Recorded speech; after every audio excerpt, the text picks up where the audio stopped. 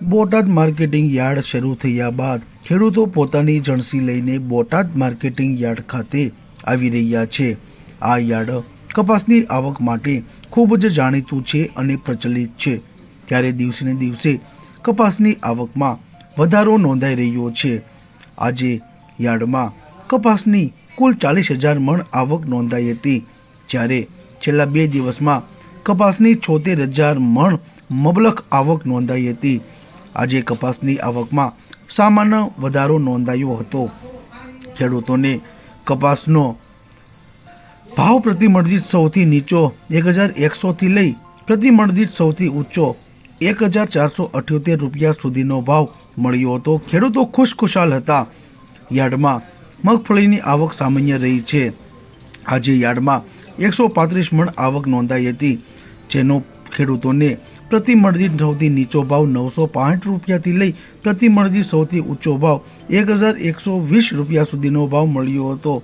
Botad marketing યાર્ડમાં અડદની હરાજી કરવામાં આવી હતી, જેના ભાવ પ્રતિમણ દીઠ સૌથી નીચો 970 થી લઈ પ્રતિમણ દીઠ સૌથી ઊંચો ભાવ 1,225 રૂપિયા ભાવ રહ્યો હતો.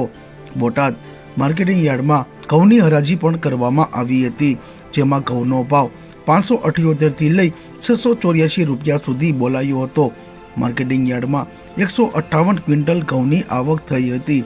બોટાદ યાર્ડમાં સફેદ તલ અને કાળા તલની પણ હરાજીનું કામકાજ કરવામાં આવ્યું હતું. સફેદ તલનો ભાવ પ્રતિમણ દીઠ સૌથી નીચો 1,800 થી લઈ પ્રતિમણ દીઠ સૌથી ઊંચો ભાવ 2,545 રૂપિયા સુધી નોંધાયો હતો. સફેદ તલના ભાવમાં 110નો સામાન્ય ઘટાડો નોંધાયો હતો. માર્કેટિંગ યાર્ડમાં કાળા તલનો ભાવ 4,195 થી લઈ 4,500 રૂપિયા સુધી બોલાયો હતો. 2 દિવસમાં કાળા તલનો ભાવ 60 સામાન્ય વધારો થયો હતો. યાર્ડમાં 162 ક્વિન્ટલ તલની આવક નોંધાઈ હતી. માર્કેટિંગ યાર્ડમાં જીરુની 192 ક્વિન્ટલ આવક નોંધાઈ હતી, જેનો ભાવ 3,300 તથા સૌથી ઊંચો ભાવ 4,525 રૂપિયા સુધી નોંધાયો હતો. આજે ચણાની કુલ 13 ક્વિન્ટલ આવક નોંધાઈ હતી. ખેડૂતોને ચણાનો ભાવ 1,000 થી લઈ 1,460 રૂપિયા સુધી ભાવ બોલાયો હતો. છેલ્લા 2 દિવસમાં ચણાના પ્રતિમણ દીઠ ભાવ 400 લેખે કડાકો થયો હતો, ઘટાડો નોંધાયો હતો. 2 દિવસમાં કપાસની 76,000 મણ રેકોર્ડ બ્રેક આવક નોંધાઈ હતી.